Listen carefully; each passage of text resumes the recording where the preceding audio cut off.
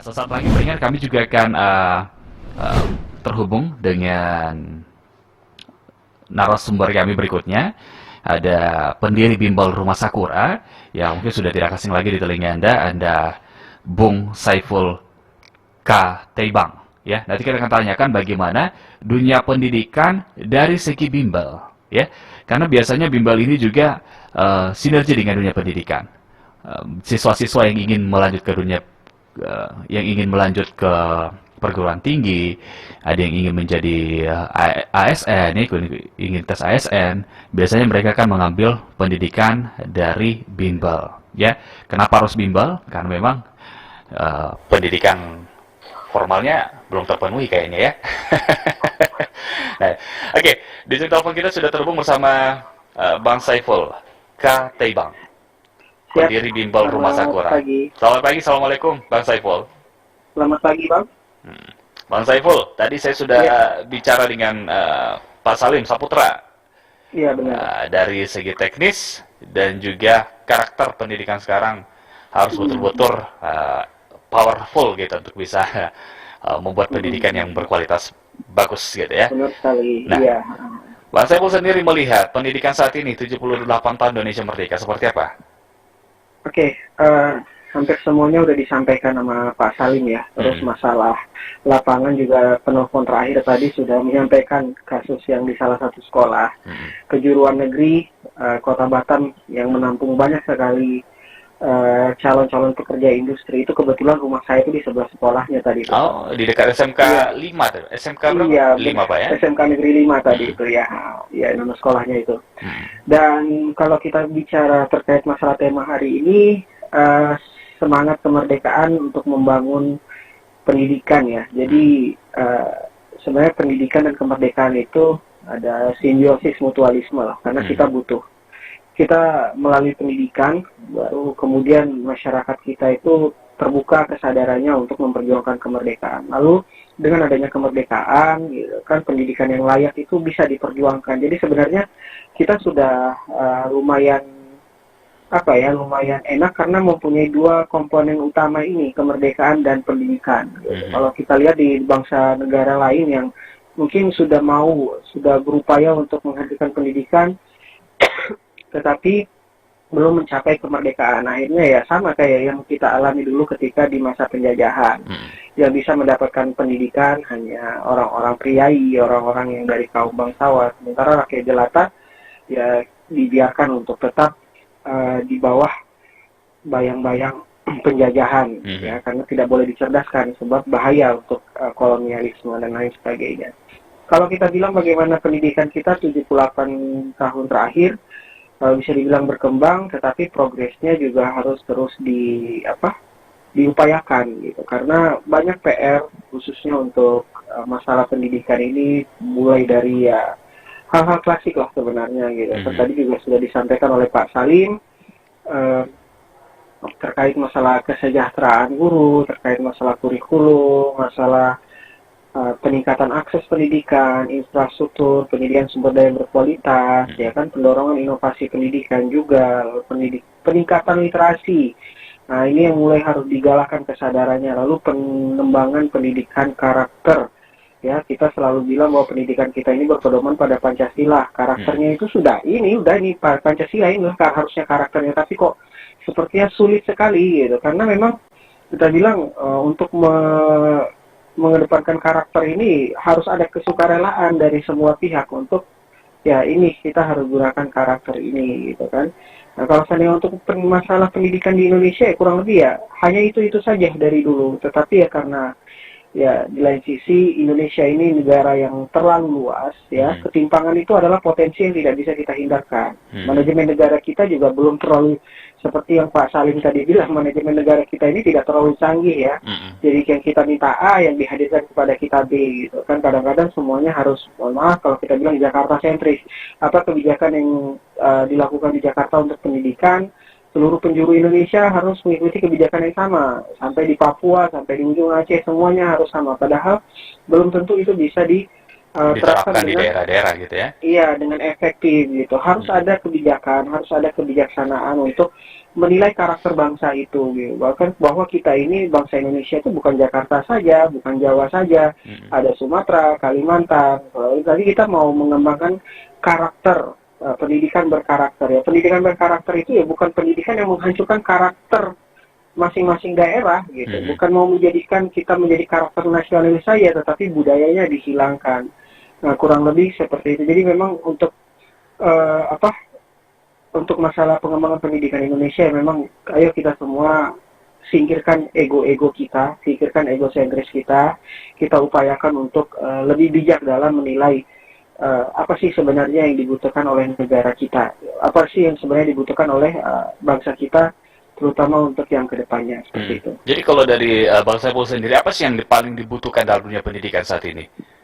Yang paling dibutuhkan dalam dunia pendidikan anggaran yang besar. Anggaran yang besar gitu ya. Karena memang tidak merata pendidikan itu ya. Iya, apa sih yang mau kita butuhkan sebenarnya? Kalau kita bilang anggaran yang besar lah, awal lagi gitu kan. Jadi kita harus bilang ya, kalau kita bicara masalah infrastruktur, anggaran gitu kan. Pasti kita butuh anggaran. Kalau kita butuh manajemen atau tata kelola yang ini, ya itu harus didorong oleh anggaran yang kuat. Anggaran juga ya. Karena memang kalau pengen barang yang berkualitas, sesuatu yang berkualitas, ada harga yang mahal juga yang mau dibayar gitu Pak ya. Gitu ya Bang? Iya, benar sekali gitu loh. Tapi sayangnya megang anggaran tidak amanah, gimana tuh? Bercanda Bang ya. Kalau saya penyakit seperti itu ya udah nggak bisa kita bingung juga ya kalau kita ya itu tadi itu adalah hasil dari pendidikan Pak. Hasil pendidikan ya. Hasil dari pendidikan orang-orang yang nyeleneh, orang-orang yang menyeleweng itu tetap itu merupakan hasil dari pendidikan. Maka dari itu memang pendidikan itu hal yang tidak boleh kita sepelekan. Tidak boleh sepelekan ya. Karena dia menjadi pejabat juga karena dia memiliki pendidikan gitu Pak ya. Gitu ya Bang Saiful ya. Tetapi ada konten-konten yang mungkin dia kurang dapat ataupun ada ya intervensi kiri kanan yang kemudian merubah dia menjadi orang yang berbudi luhur, kemudian menjadi berperilaku hancur itu. Nah, sebenarnya kalau dalam dunia pendidikan ini Bang Saiful, yang di posisi pertama itu sebenarnya yang mana sih? Hard skill-nya, soft skill-nya, atau etikanya, yang mana sih yang harus diutamakan sebenarnya? Kalau saya dibilang harus diutamakan, saya lebih sepakat kalau segala sesuatu itu harus dikembangkan secara seimbang. Seimbang baik gitu itu hard ya. skill-nya, soft skill-nya maupun attitude-nya harus dikembangkan secara seimbang agar ya orang itu ya berkarakter seimbang. Jadi kalau kita mau dia benar ya, kalau kebutuhan industri tadi yang keluh kesah dari Bapak penelpon terakhir gitu kan, ini kita jangan bicara masalah industri tidak mau menerima lulusan-lulusan yang dari sekolah-sekolah yang ada di Kota Batam atau seperti apa gitu, karena memang iya ada kekurangan yang nggak bisa diterima oleh industri itu tadi gitu. Nah, masalah sekolah ini juga ya kita nggak bisa bilang sekolahnya tidak bagus atau apa gitu kan, tetapi dorongan untuk belajar bagi anak-anaknya pun sebenarnya cukup kurang. Kalau dibilang skill yang dibutuhkan oleh perusahaan itu ya ada beberapa skill yang mungkin nggak bisa ditutupi oleh sekolah gitu kan. Cobalah nanti, itu kan masih bisa, banyak lembaga kursus di luar yang mungkin bisa diakses untuk menunjang karakter atau skillnya pelajar tadi. Jadi ketika dia mau terjun di industri, dia itu ya kompetensinya itu sesuai dengan yang dibutuhkan seperti itu tadi gitu kan. Dan jadi kalau dibilang tadi mana sih yang harus diutamakan, soft skill, hard skill atau apa, ya segala sesuatu yang dibutuhkan atau itu segala sesuatu yang dibutuhkan oleh pelajar itu tidak boleh ada yang terlalu overdosis, tidak boleh ada yang terlalu minim dosisnya. Semuanya harus dikembangkan secara seimbang, berpatokan pada targetnya gitu kan. Misalnya attitude standarnya harusnya seperti ini, ya udah kita capai itu gitu kan. Hard skillnya standarnya harus seperti ini, kita capai itu, semuanya harus seimbang. Jadi intinya tidak ada yang utama lah di sini. Ada orang bilang ya saya sukses bukan karena saya pintar atau apa, tapi karena attitude gitu kan. Industri juga takut sekarang menerima orang berattitude. Industri itu lebih suka orang yang pas di tempat kerja dia pandai kerja, dia bisa ngeberesin semua kerja. Mengenai perilakunya seperti apa atau bagaimana orangnya gitu kan, itu urusan di luar kerja, kita nggak butuh itu. Penting dalam dunia kerja dia sesuai dengan SOP yang ada gitu ya. Iya, memang harus gini ya. Sekarang ini kita harus jujur bahwa semua ya terutama karakter tadi itu semuanya dikembangkan secara seimbang lah, seperti itu Pak. Oke. Bang Saiful bilang kalau kurang skill ini skill itu gitu kan ada di lembaga apa namanya? Lembaga pendidikan di luar gitu ya. Iya. Nah itu kan makan biaya besar itu. Jadi sebenarnya kalau pendidikan Indonesia ini bisa dikatakan mahal ya pendidikan untuk mendapatkan sebuah Iya, ilmu di Indonesia ini, Bang Saiful. iya memang pendidikan itu mahal Pak. Ya, gitu nggak bisa kita murah-murahkan. Kalau seandainya murah, negara mau bayar berapa untuk lembaga-lembaga pendidikan itu tadi gitu kan. Ah, Nah, jadi kalau mau menghadirkan, karena gitu dia tadi gitu, negara mencoba untuk menghadirkan sesuatu yang murah, tetapi pada akhirnya kualitasnya tidak menjamin tadi kan. Nah, itu tadi makanya kita bilang di awal tadi, apa sih sebenarnya pendidikan kita butuh? Anggaran yang besar. Itu nggak main-main gitu. Sekarang berapa? 20% ya mungkin anggaran dari APBN gitu. Naikkan coba ke 40% gitu. Kalau memang belum baik lagi, coba kita coba bolak-balik sistem tapi anggarannya kurang dan segala macamnya, ya tetap nggak jadi. Tadi itu Pak. Ini kalau seandainya memang kayak skill yang dibutuhkan gitu. Ini kejadiannya benar-benar di tetangga saya banget gitu kan. Ketika dia masih sekolah itu, ketika dia masih sekolah, masih kelas 3, sekitar semester 2 itu dia sudah kerja di industri. Dia sudah kerja di industri sebagai anak magang. Sebagai anak magang, kita udah positif tinggi, oh ini nanti kerja dia langsung keterima. Rupanya setelah dia lulus, kontrak magangnya putus sama industri gitu kan. Sampai sekarang dia sudah setahun lebih menganggur. Nah, jadi kayak mainan industri gitu. Kalau anak magang kan biayanya murah gitu. kalau dia Jadi punya kayak, skill yang oke, harusnya perusahaan tempat dia magangnya itu tidak mungkin melepas gitu, Pak, Bang Saiful ya. iya, Artinya benar memang sekali, gitu. yang dikatakan Pak Lukman tadi memang betul ya. Kalau Betul, apa yang betul, dibutuhkan perusahaan itu belum ada di sekolah-sekolah, jadi mereka terima tapi tidak semua gitu ya, atau masih ada rasa enggan gitu ya, Bang Saiful ya. Sebenarnya enggak Pak, kita mau nerima orang yang pandai kerja atau tidak gitu. Industri Heeh. jadi jangan sampai kebijakan itu mengorbankan industri. Kadang-kadang pelaku industri juga, bukan kadang-kadang ya, memang pelaku industri juga harus harus cermat juga. Mereka tidak boleh mengundang resiko untuk industri mereka gitu. Wajar kalau seandainya dulu ada berita tentang anak UI kalah sama anak STM gitu. Ya, memang kalau seandainya dari lulusan UI tapi dia nggak pandai kerja, ngapain? Heeh. Ya, karena memang yang dibekali dari sekolah itu Pak, ini harus kita sadar semua ya. Banyak orang pikir ketika masuk SMK otomatis setelah keluar dapat kerja. Tidak bisa gitu kan. Belum tentu juga seperti itu, karena mayoritas lulusan SMK justru banyak menganggur. Mengapa banyak menganggur? Karena memang mereka terbuai oleh bahasanya tuh kayak jaminan-jaminan kayak setelah lulus saya pasti kuliah. Sekarang cari mereka itu banyak yang sekarang tidak bisa kuliah lagi. Terutama yang perempuan itu kan banyak juga, ada jurusan elektro, ada jurusan ini. Harapannya kan ketika keluar itu mereka jadi engineer. Rupanya ketika di industri mereka kebanyakan jadi operator, perangkat teknis operator yang kalau saya lulus SMP pun dulu ya, ada satu perusahaan itu kalau lulus SD pun bisa jadi operator itu. Karena diharapkan kan ketika mereka masuk ke sekolah SMK, punya skill dan segala macamnya, ketika bekerja di industri, level mereka itu jauh di atas rata-rata lah.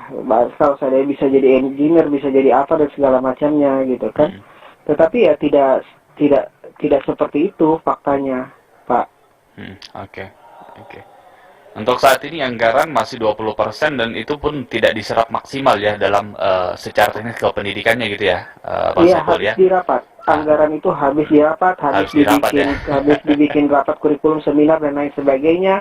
Tidak sampai turun ke terutama masyarakat kita yang di pulau-pulau tadi gitu kan, karena mikirnya kalau cuman benar tadi ada yang bilang di masyarakat yang di pulau-pulau gitu kan, Pak Salim sempat bilang gitu, ngapain sekolah kalau masa depannya terjamin jadi ibu rumah tangga gitu kan, mendingan mereka kawin muda saja gitu, dan yang laki-lakinya mungkin melaut saja gitu, dan tercukupi makanya gitu.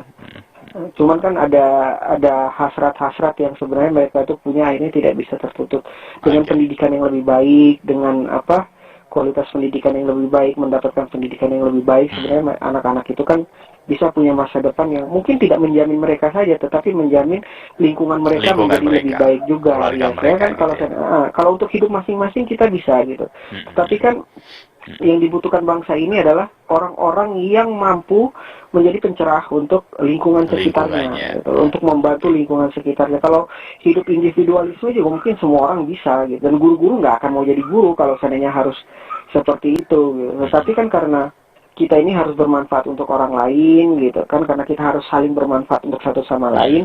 Akhirnya ya seperti itulah model yang harus kita kejar, Pak. Oke, baik, Bang Saiful. Saya percaya memang kita sebagai manusia harus optimis, tidak boleh pesimis dalam hal sesuatu Benar. gitu ya.